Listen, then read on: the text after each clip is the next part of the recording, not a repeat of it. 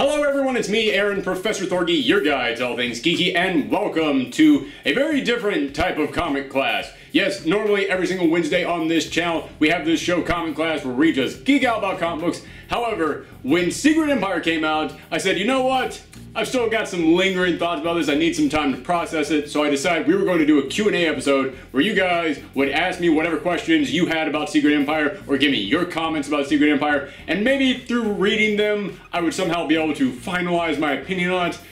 But then Legacy came out, and I thought, you know what, we should probably merge that in with this. Then Generations came out, and I thought, okay, let's merge that in here as well. So today, it is going to be a massive Marvel event turducken of Q&As. Last week, I announced that if you guys had any questions or any comments that you wanted to share about Secret Empire, Generations, Legacy, let me know them in the comments down below, and I would make a whole video running through them, giving you all my responses. Here's the problem though. For anybody who follows me on Twitter, you know all of last weekend, for 4 days, I had to leave town so that I could go to a wedding.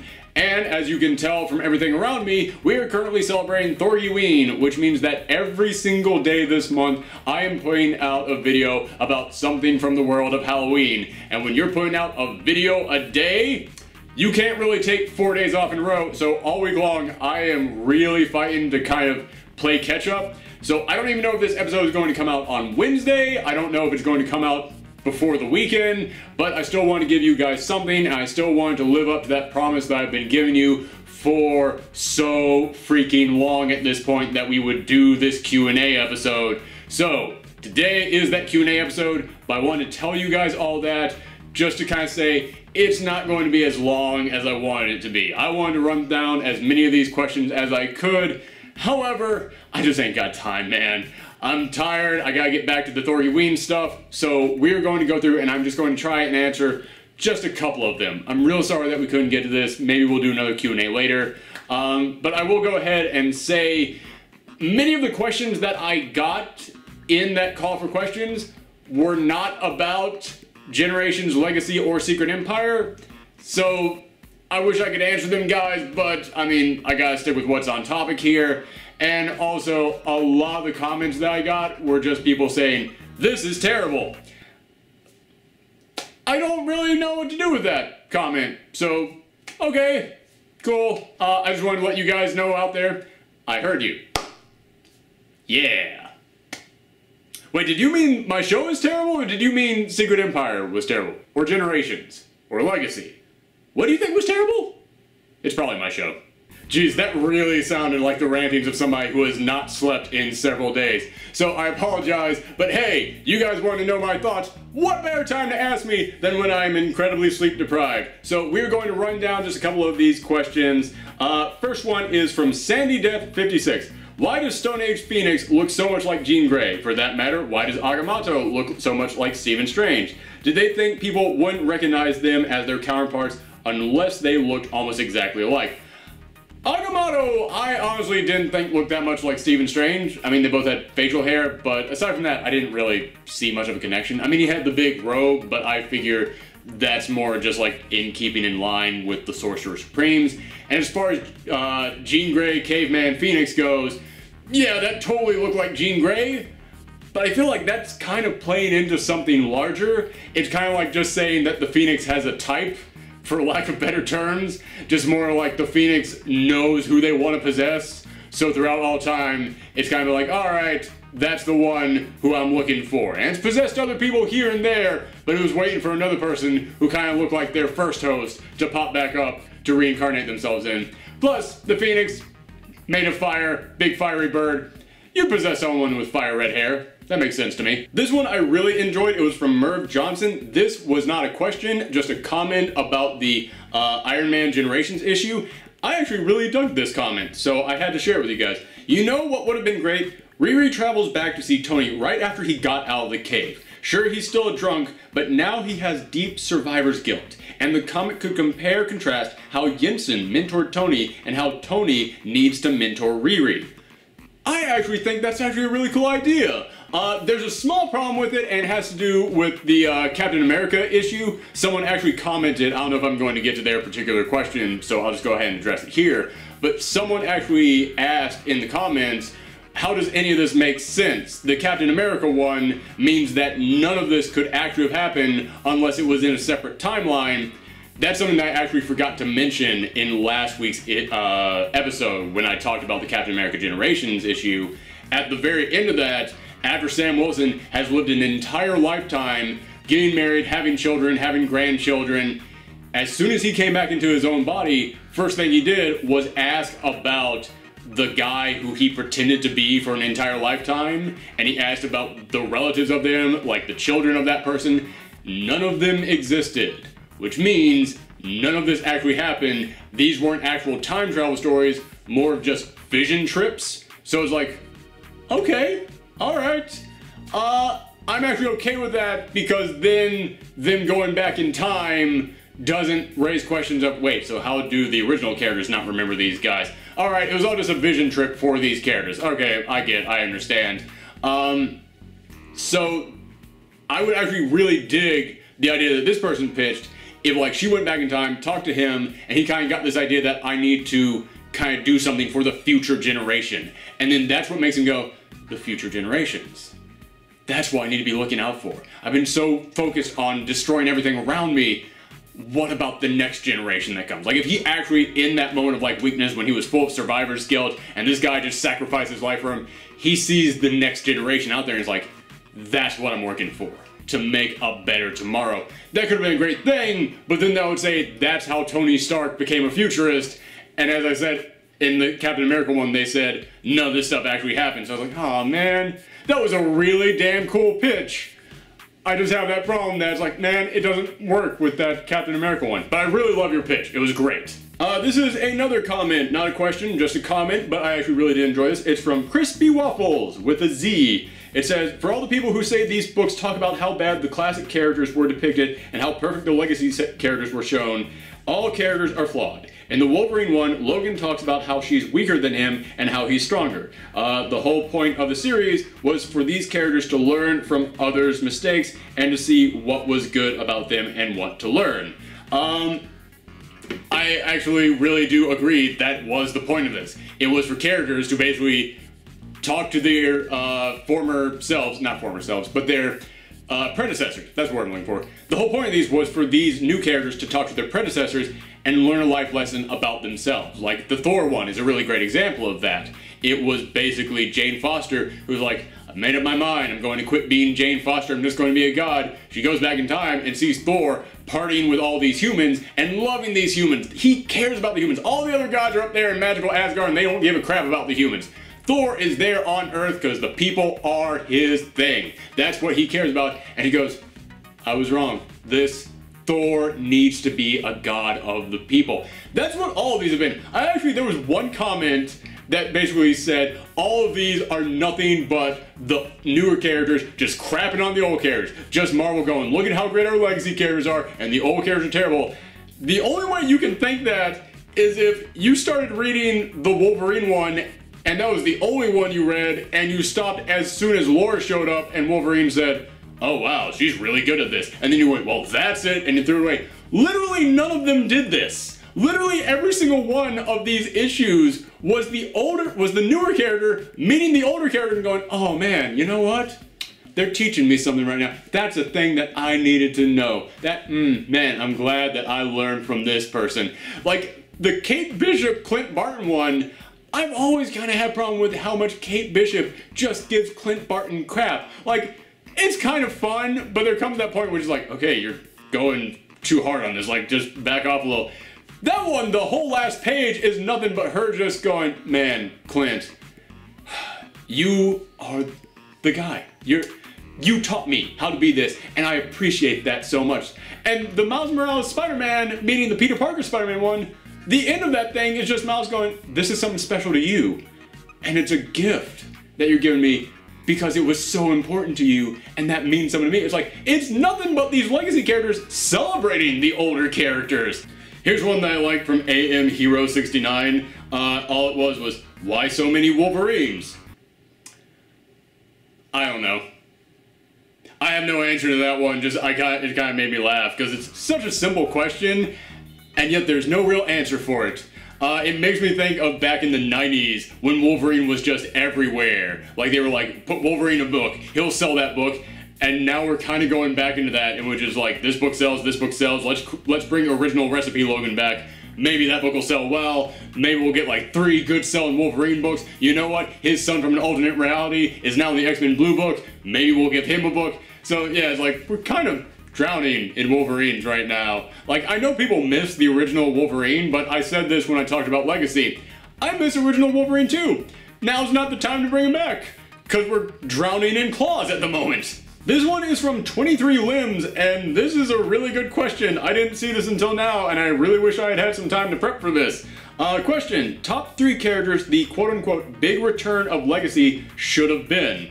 For anybody who doesn't know, Marvel kept promising there would be a big return in Legacy, and it turns out it was original recipe Wolverine. Logan popped back up in there, and like I said, love original recipe Wolverine. I think Logan's one of the best characters in all of comics. Just now is not the best time to bring him back. For multiple reasons that I laid out. So they want to know, who would my top 3 characters be that I would have brought back? Number 1 is not a character. It's the marriage between Spider-Man and Mary Jane. That's the big return that I'm looking forward to. But they wouldn't have done that in Legacy. They wanted to be a character. So I'm still counting that as number 1. But, geez, who would the other ones have been? It needs to be someone big. Honestly, I would have gone with Cyclops, just because they did that dude wrong. Like, basically, all he did was just get rid of the murder cloud that was wiping out his entire species, and everybody pointed at him like, he's the true monster, he is an awful being. Maybe he comes back, he sees that Emma Frost has now kind of gone down a dark path, and he's like, oh, we need to go back to working with the humans on this. You know what, I'm gonna go back to the X-Men in Central Park, say, listen, we need to come to some kind of a compromise. I understand if you don't want me to be here as a teacher anymore, I get that, but I'm willing to work with you guys again, and maybe I did go a little bit too far. I was kind of going into Magneto territory there, so let's help me rediscover myself here. So Cyclops would have been my number 2. Number 3, the New Warriors? That ain't happening. R.I.P. New Warriors. God, it's so sad to think that my favorite team when I was a kid is never coming back. Shoot, who would the 3rd one have been? Because I don't want to say Fantastic Four, because I really feel like it hasn't been a long enough period of time. Like, to me, 2 years is not a long period of time to go without having these characters around. That's not a big epic return in my mind. So, shoot. 6.5 hours later. You know what? Iron Man, when I did my pitch of how would I relaunch Marvel Legacy, like what would the titles be that I would put out there, I said they screwed up the death of Iron Man so badly that, yeah, I do feel like he kind of needs to come back. He needs to kind of serve as that mentor figure to Riri. He needs to come in here and be more than just an AI program to her. I'd still say, you know, give Ironheart her own space, like give her a book if you want, but, you know, you screwed over Tony too bad, so yeah, I could see him coming back. That's to me what I would have made the 3rd choice. Here's one, not a question, but it did get me thinking. It's from Delta Prime 350. One highlight for me was finding out that Thor's mom could be the Phoenix. I had not thought that, but in the Generations book, it does kind of end with going, hey, Odin used to make out with the original Phoenix. I never thought about that, but that would be an insane twist. And honestly, if anybody could make me okay with that, it would be Jason Aaron. So, okay, I'm open to this possibility. This one is from Lord Galvatron. For the Q&A, which characters do you think has actually changed from the events of Secret Empire in an important way? Also, what do you think about IDW? That last part didn't have to do with this, but since the first part did, I will very quickly answer. I like IDW, just wish that they would put out more original books. I feel like they tried to recapture too many of those Hasbro 90s books, but, you know, I think the original stuff is really actually darn good, so I wish they had more of that. But as for who changed in an important way, that's the biggest problem with so many Marvel events, is that these characters will change forever for about 6 months, and then they'll go back. There's typically always only like one character that each event changes for good, or like one impact that each event actually has. Like Secret Invasion, the one character that really changed was Norman Osborn. Secret Wars, the one character that really changed was the Fantastic Four and Miles Morales. That was it. So yeah, it's typically just been a trend to have these characters only change for a little bit and only one character really changes for the long game. In this one, I think it's Black Widow. I think Black Widow is the one that's going to totally change because the entire world saw her die, and now in that Secret Empire Omega issue, she popped up, didn't even show her. Just Bucky was hunting down someone who had recently been assassinated, and he looks and goes, the trajectory they was shot at. Only one person could have done that. It was you, Natasha, wasn't it? So like, okay, Natasha's still out there, and she's gone full-blown assassin spy right now. I mean, she was already doing that, but now she is off the books. She doesn't even have an organization to work for, because S.H.I.E.L.D. is gone now for the next 6 months, because trust me, that's gonna come back at some point. But yeah, so she's totally gone rogue, and she's doing her own thing, so it's like, okay, I think she will have changed. Like, when she eventually comes back, something big will have changed with her. There will be something different about her. This is not that kind of thing that she can just get over and will not affect her from here on out. Also, obviously, Captain America. Oh, this is a really good one to ask, and I really should have talked about this when I talked about Secret Empire. From Master Sword 648, what do you think of the total jumping the shark moment of someone throwing up a cosmic cube and ruining the tension? Sorry for putting my own opinion into the question, LOL, but I want to hear yours. No, it's totally fine. As I said, share your own opinions in these. I like hearing what you guys had to think. Yeah, man. I like Nick Spencer. I really do. And one of the reasons I like Nick Spencer is I think he has a really good sense of humor. And I think he does a pretty decent job with the books he's on, putting that sense of humor in there. Like Superior Foes of Spider-Man, that sense of humor on that book is what made it one of my favorite books that Marvel has put out in the past 5 years. Astonishing Ant-Man, really solid book, and it's because he merged humor and heart. And even in his 2 Captain America books, whenever the humor was in there, I always tended to enjoy it. I always thought, you know what, it's not bad in here. It doesn't quite fit like it did in the other books, but every now and again I get a good chuckle from it.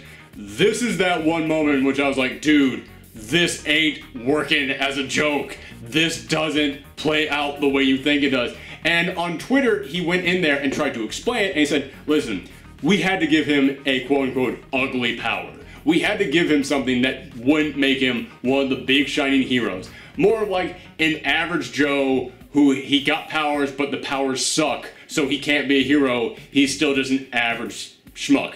And like, you know what? I understand that logic. I understand that reasoning. That was an average guy, not one of the big pretty superheroes out there, but just some average Joe, and he's the one who was able to help them save the day, and he was the one who was able to give them hope. In concept, that is a great idea. The execution, though, of having, like, the heroes have to return, this is the big epic moment of them making the comeback. I actually did kind of almost throw up there. Yeah, man, it really did. That was like a record scratch. That was like, for real? We're doing this? Like, again, you want to take that guy from the beginning of this book, have him be the one that helps them get the cube, and it's all thanks to some power of his that isn't really special, isn't really wonderful, it's not something that would make him a hero.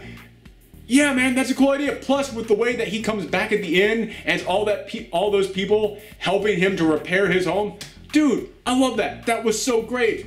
This one moment, though, dude, there had to be some other power you could have given him. Something else that would make this work.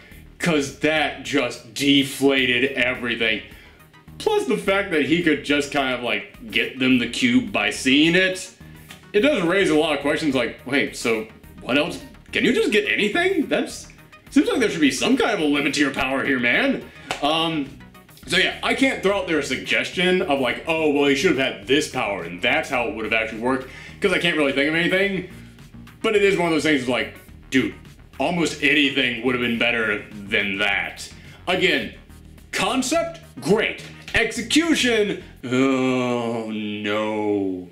This one comes from Omniverse. Will you be reading the new Captain America series even though you have voiced your feelings about Sam as Captain America? Of course, yeah. Don't get me wrong. I like a lot of the legacy characters in here, and I love Sam Wilson as Captain America, but it doesn't mean I have a problem with the older characters. I just kind of have a problem that we constantly have to keep going back to them, and anytime we try and move forward with the next generation of heroes, that there's always that group that keeps going, I just want the old guys, and eventually the old guys keep coming back. Because this is the way that I always describe it. if the comic fans of today existed back in like the 50s and 60s, we would never have gotten Barry Allen, we would never have gotten Hal Jordan, we never would have gotten that entire new generation of DC characters. I know someone's going to say, well, Batman stayed the same, Superman stayed the same, Wonder Woman stayed the same. Yeah, they did. But that other generation still was able to move on. Like, we always still kind of held on to something from the past, but I have a problem with how, like, nothing seems to be able to successfully move forward because we just keep wanting to go back to the past. And I felt like Captain America, that was like a really defining thing to have Sam be the new Cap. Plus, I just really love Sam as a character, but it doesn't mean I have a problem with Steve Rogers as Cap. I love Steve Rogers as a character. He's great too. And also, it's Mark Waid and Chris Samney on this book. Hell man, when I did that How I Would Have Relaunched Marvel Legacy, and I said I would have kept Sam Wilson as Captain America, they were the same team that I said put on that book, because yeah man, they're the perfect guys to handle a Captain America book. I totally think that book is going to be great. I'm just going to be sad that it's not Sam anymore. And I'm always going to be sad that it's not Sam, but hey man, doesn't mean I won't continue to read the books. This one is from Dusk Noir. I can't enjoy anything Steve Rogers because they haven't cleared up Secret Empire. Everything about Steve in the past is in doubt because of the existence of HydraCap, and even the character we have now is in doubt of being just some memory given life by the Cosmic Cube. I do think that the whole HydraCap saying, this isn't the real reality, I know the real reality, I'm 100% convinced that's total BS. That is just his crazy thoughts, just going back and misinterpreting the past and just living in delusion, which there's a lot of metaphors that you could apply to that. There's a lot of messages you could apply to that. But I do agree with that second half. This whole thing of, okay, are you actually Captain America? Because it's kind of implied that old Steve just ain't around and you are just a thought come up with by the Cosmic Cube. Yeah, I agree with you on this one. It's weird, but I feel like that's something that will be addressed by Mark Waid in the upcoming series. And it does have me interested to see how they're going to play that out, because I can't imagine them not bringing it up. It might not come up in the first issue, it might not even come up in the first arc, but eventually they are going to have to deal with it. And I'm kind of intrigued to see what they'll do, but it does make me look at Steve and kind of think, yeah, so are you like actually a human? Like, what are you exactly? And if you are a human, are you the actual Steve? Is actual Steve in like the Phantom Zone somewhere? Like, what is this? This one is from Nerwrax. I'm sorry, I don't know how to pronounce that. Nerwrax 15. It's right here below me. Why did I just spell that out? I think the Spiders and the Americas were the best of the bunch. I don't know if they were my two personal favorites, but they were way up there. They were in, top 5. There were only like, what, 10 of these? That's not really saying much. I really dug them. Let's see. As for my question, what's your stance on Peter and Miles coexisting as Spider-Man? Do you think Miles should finally change his name? How would you handle this situation if you would change it at all? It's one of those things where it's like, it's confusing, especially if you have them both in the same room together, but at the same time, it means something for Miles to be Spider-Man. And for him to be like that next generation of heroes. I feel like if you change his name, it will be kind of him dropping that idea that I'm going to one day become the next Spider-Man. It will be man, how do I say this? It's kind of like, honestly, I feel the same way that I do about Sam going back to being the Falcon. It feels like you're stepping down, because like, Miles is going to become Spider-Man. That's it. So him having that name already, if he then lost that name, only to be like, yeah, but one day you're gonna become Spider-Man again, it's like, no, you were already it. You already had the title. It kind of feels like stepping back. So yeah, it's confusing, but I'd rather have a confusing situation than just a massive kerfuffle that could devolve into who knows what kind of problems. I think it's far more important to have Miles as Spider-Man than it is to just clear up a confusion. I guess that's the best way that I can say it. Okay, time for me to wrap this up. This is the last one that I'm going to do, and honestly, I think this is kind of the best question to go out on, because like I said, the whole reason I asked for these Q&As is because I wanted to kind of like solidify my opinion on all these. So the last question we're doing is Q&A from The Geek Comic Show. I've never seen the show, but it sounds interesting. Everybody go and check them out. Do you think that Secret Empire was a good event that broke the mold of tiresome events? Was it good storytelling? Parts of it were good. but there were other parts that were really disappointing and really just tacked on, that really just made it very bloated. And that leads me into, was it a good event? No. It was good in some ways because they actually had a lead up to it, which is a big problem that so many Marvel events have. There's no lead up to it. A major change will just happen like that. This, they actually sat down, planned out a year's worth of stories leading up to this thing, and when it all began, and you saw how everything that they had been building up all just fell into place and all played out in a specific way, it was impressive. I was actually kind of stunned that, oh my god, it's weird to see an event that work was put into. So that's a positive, but then just so many issues with so many storylines that didn't really go anywhere, so many little parts that you just had to pick up to find out minuscule information that you could have ignored, but then other tie-ins like Captain America 25, which I just found out isn't even going to be in the trade for this thing, even though it was absolutely necessary to understand the story, just being thrown in just to kind of mess up the numbering of all this, make you not understand where you need to go from one part to the next. It's the business side of this that I think was the biggest problem. Too big, too many tie-ins when people were getting sick of tie-ins, and also all just the controversies leading up to this, the fact that they didn't even think that this was going to happen. Like, in this day and age when people get offended by almost anything out there, when they didn't think that any of this was going to be a problem, that no one would object to this, when they just saw this happen with Superior Spider-Man, like what, 2 years ago? And it was almost the same thing? Yeah, man, you should have prepped for this. You should have been prepared for this. And I think that negative reaction from the people who were offended by what they did to Captain America, but also the people who were just sick of events, all kind of merged into a massive cluster fudge that just made this the worst possible decision that they could have done at that particular time. So even though I do think there were good parts of the story, I think it needed to be streamlined, needed to be simpler, needed to not cross over into so many things, and needed to just kind of realize and address the problems that would come with this and figure out a way to tell this story without basically stepping on so many toes. I know that people are going to say, well, you know, you do have to go in there and you do have to like create big change. Like Nick Spencer on Twitter actually said, people want to see their heroes overcome insurmountable odds, but they don't want to see them actually have to face those insurmountable odds. Yes, I understand that, but at the same time, it's been nothing but the most depressing, everything is ending, everything is constantly coming to an end, everything is blowing up, everything is in trouble, everything is in danger, everything is changing forever for years and years at Marvel. And then this, when you have like so many depressing things happen. Because this, honestly, was one of the most depressing events that I've read. Not because I was reading it like, oh, this isn't good writing, but because I was like, God, I have no hope that there's going to be any turnaround. And it's so many issues. So many issues just week after week beating you down. Like, this week in Dark Knight's Mail number 3, they basically had to go into the dark multiverse. And they had to, like, face the worst possible situations of all. And you got Superman in there basically just saying, that's what they want. They want you to lose hope. This was an event that was just so depressing after so many years of depressing events that, yeah, man, it's the moment that so many of us lost hope. And I think it just kind of speaks to Marvel just not realizing, hey, man, that's the thing that could have happened.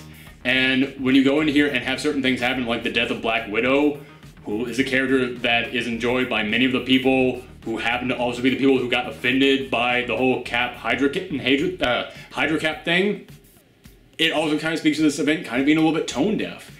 Yes, there was good writing in here, but I think the execution, the business side of this, of just wanting to make it as big as possible, I think that there's so much that was wrong about this. And so yeah, my final word on it, I don't think it was very good. It broke the mold in many ways.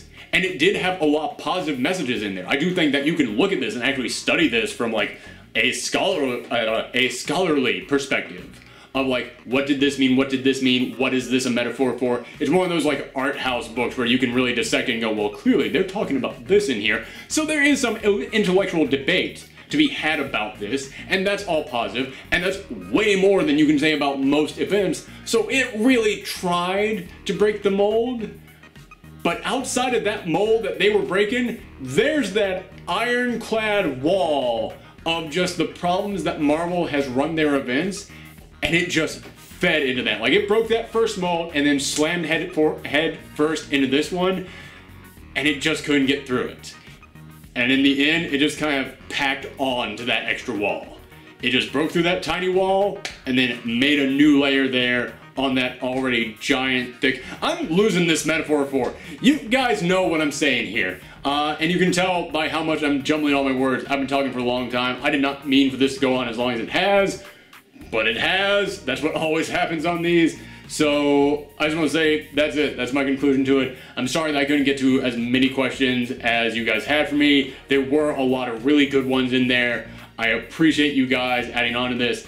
Again, sorry that this came so late, but it's kind of been crazy over here. But I made a promise I was doing this, so I did it. It's done. Let us never speak of this again. But thank you guys for tuning in. Remember, all month long, we are doing Halloween episodes. So starting next week on Comic Class, I don't care what happens in the comic industry. We're talking about spooky, scary stuff for the rest of this month. Because darn it, I think at this time we just need some fun, spooky, scary stuff. So thank you guys for tuning in. You can always follow me on Twitter, Twitch, and Tumblr at Professor Thorgy. Come back next time, everyone. I think that went well. It didn't go well.